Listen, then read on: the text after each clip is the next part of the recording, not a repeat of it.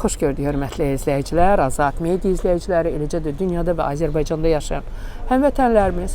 Bugün aprelin 30-da Bakı Ağır Cinayətlər Məhkəməsində həmin məhkəmənin hakimi Novruz Kərimovun sədrliyi ilə bir zamanlar bəraət almış, təqsirsizliyi sübuta yetirilmiş Sübhan İbişovun yenidən məhkəmə prosesi keçirildi və məhkəmə prosesində məhkəmə istintaqı yekunlaşdı. Daha sonra isə dövlət ittihamçısı Sübhan İbişova 8 il, digər təqsirləndirilən Zamin Həsənova isə 7 il cəza istədi. Daha sonra isə son söz verildi. Son sözdə həmin təqsirləndirilənlərin müdafiəçiləri, onları müdafiə edən vəkillər son söz çıxışı ilə çıxış elədilər və bildirdilər ki, haqqında cinayət işi qaldırılıb və bugün məhkəmədə mühakimə edən təqsirləndirilənlər həm Sübhan İbişov, həm Zamin Həsənov özlərini bu məsələdə təqsirli bilmirlər. Onlar bildirirlər ki, onları 50 qəpilik deyilən restoranda çörək yemək yedikləri yerdə adamların içindən götürüblər və onlar bir-birlərini heç vaxt tanımayıblar, baxmayaraq ki, ikisini eyni gündə götürüblər və onları həbs ediblər və həbs edilərkən də demələrinə görə istintaq aparılan idarənin dəhlizində onların ciblərinə narkotik vasitə qoyulub. Zamin Həsənov bildirdi ki, onu həyat yoldaşının ailəsindəki qadınların ora gətirilməsi ilə təhdid etdiklərinə görə o bu cinayəti üzərinə götürüb.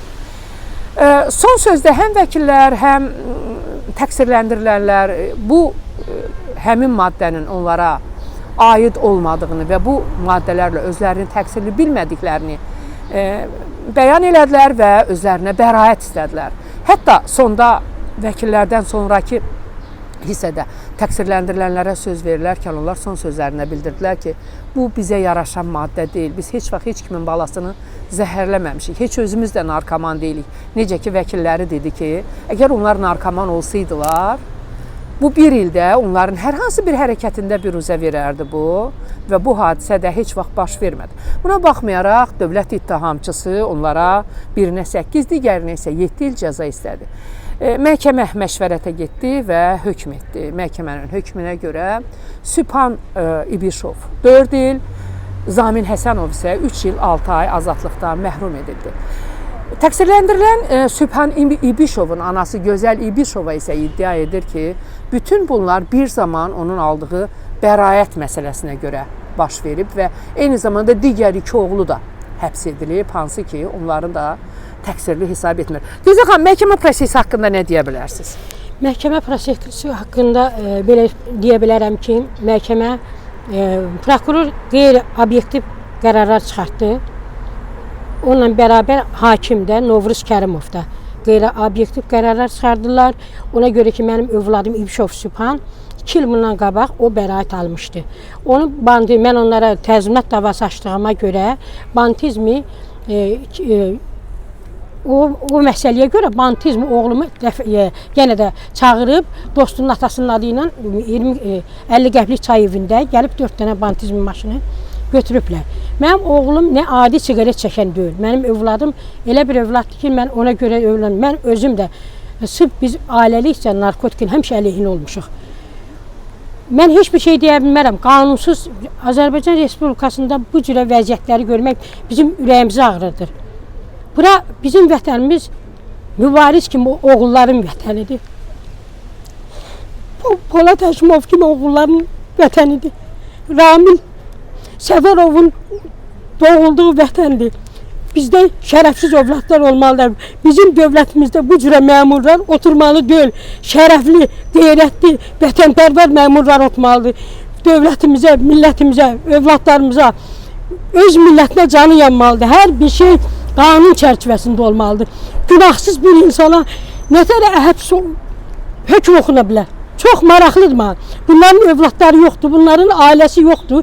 Bunlar nə fikirləşir? Mən dövlətimizdən, cənab prezidentdən xahiş edirəm. Bu cürə məmurları belə, bu cürə prokurorları, bu cürə hakimləri işlərindən azad eləsinlər. Bunların işləri barədə qanunsuz hökmlərin qarşısını alsınlar. Mən yenə də deyirəm, cinayətkar cəzasını almalıdır. Amma günahsız həbslərin əleyhinəyəm. Minlərlə analar gözü yaşlıdır. Tək bu narkotiklə yox, tək bu cürə qanunsuz işlər yox. Hər bir iş barədə analar küçələrdədir. Olmaz ki, bu işlərə qanun çərçivəsində baxılsın, qanunu baxılsın. Biz də anayıq, biz də bu Azərbaycan torpağının, biz anayıq, ana adı müqəddəs anı. Minlərlə mənim kimi analar küçələrdədir. Baxa bilərsiniz, hərəsinin bir dərdi var, hərəsinin uşaqları günahsız yerə şərlənərək, biri başqa bir problemlərlə. Niyə bizim bugünkü gündə bizim analarımız bu zülmü çəkməlidir? Niyə görə küçələrdə qalmalıdır? Belə şərəfsiz hakimlərin, belə şərəfsiz prokurorların qanunsuz iş aparmaqlarına görə niyə əziyyət çəkməliyik? Olmaz ki, qanunu iş aparsınlar. Niyə belə öz vətəndaşlarına bu qədər laqeyddirlər, nə qədər insan vicdanı, yenə də deyirəm, mübariz kimi oğlanlarımız özünü sipər elədi. Girdi ermənin içine, öz milletin, dövlətin, analarımızı, balalarımızı qorumaq üçün öz canını fəda verdi. Amma belə məmurlar dövlət idarəsində oturub, dövlətə də xəyanət edirlər, öz millətinə də xəyanət edirlər. Xahiş edirəm, Novruz Kərimov kimi, prokuror kimi işçilər, işlər azad olunsun, cəmiyyətimizdə təmizlənsin belə hakimlərimiz.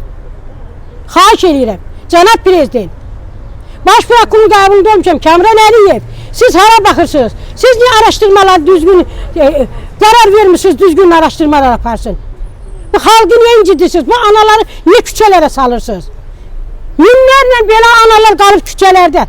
Novruz Kərimovun hökmü ilə razı deyilsiniz. Razı deyiləm. Bəraət hökm olmalıydı. Bir insan siqaret çəkmə, bir insan narkotikin əleyhinə ola, sən ona narkotiklə cəza tətbiq eləsən. Mən o hakimə tənə ad verib. Onu mən Azərbaycan vətəndaşı kimi qəbul eləmirəm. Belə hakimlərə, belə prokurorlara bəsdirin, durun, dayanın. Yazıqdır bu analar. Düşmüşük bütün günü küçələrə, hara geçsin şikayətə baxın, öz bildikləri, hamısı da bir-birindən kontak vəziyyətdədir. Çox sağ olun. Teşekkür edirəm. Hörmətli izləyicilər, nəzərinizə çatdırım ki, bugün narkotika daşımaqda ittiham edilən Sübhan İbişov, həmçinin Zamin Həsənov, dövlət ittihamçısı birinə 8, digərinə 7 il cəza istəsə də, Bakı Ağır Cinayətlər Məhkəməsinin hakimi Novruz Kərimov Zamin Həsənova 3 il 6 ay, Sübhan İbişova isə 4 il cəza verdi və həmin cəza həbs olunduqları gündən hesab edildi. Eyni zamanda onların müalicə edilməsi üçün də hökmdə əlavələrini qeyd etmişlər ki, bu əlavələrə görə, yəni bu qərar hökmə görə, hökmdə o da öz əksini tapmışdı ki, təqsirləndirilənlər həm də müalicə olunsunlar narkotik. Amma təqsirləndirilənlər isə bildirdilər ki, onlar heç siqaret çəkməyiblər indiyə qədər, nəinki narkotika və bildirdilər ki, məhkəmədə sübuta yetirilməyib onların narkotika daşıyıcısı və istifadəçisi olmaları. Çünki narkotikanı hardan əldə eləmələri və ya kimə satacaqları ilə bağlı istintaqın hər hansı bir hərəkəti yoxdur. Yəni müəyyənləşdirilməyib bu. Müəyyənləşdirilmədiyinə də görə onlar bildirdilər ki, möhtərəm hakim, belə işlər bizlik deyil. Biz dövlətini, vətənini sevən adamlarıq. Biz millətimizi zəhərləyənlərdən deyilik. Bu işlər bizim üçün deyil.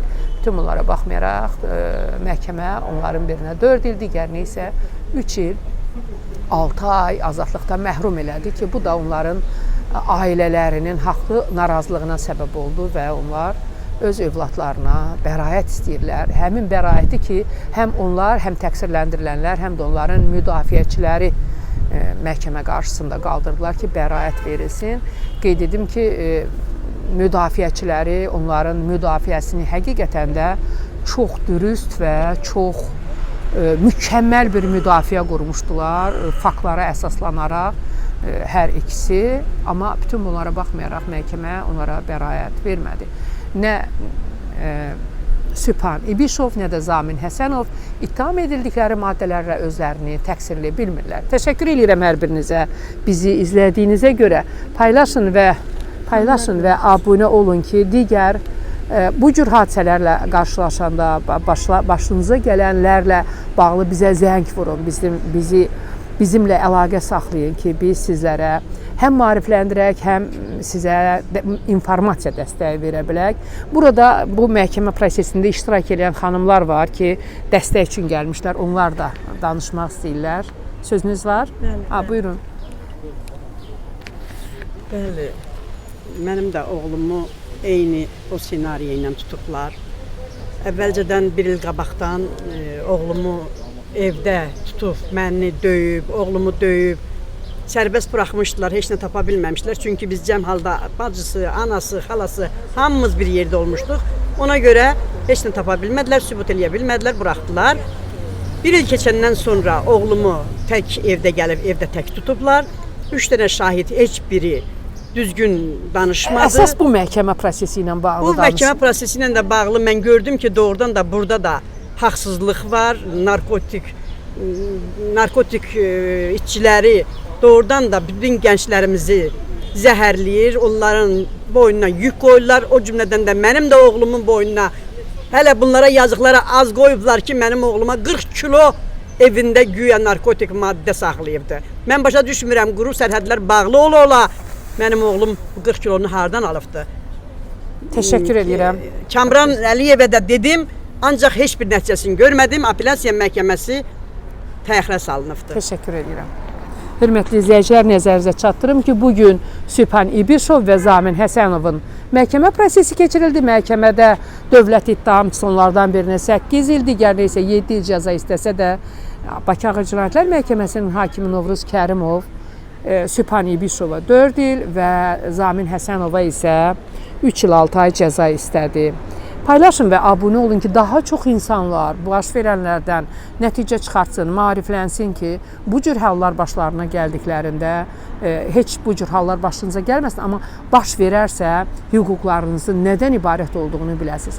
Başınıza bu cür hadisələr gəldiyində öncə vəkil tələb edin. Dövlətin verdiyi vəkillə bərabər özünüzün də vəkiliniz olsun. Hal şahidlər və ailə üzvlərinizdən bu məsələlər baş verən anda yanınızda olsun ki, digər tərəfdən sizə qarşı zorakılıq halları baş veribsə və bu kamera qarşısında sizdən soruşurlarsa ki, sizə qarşı zorakılıq baş verib ya yox, siz deyin ki, zorakılıq baş verib.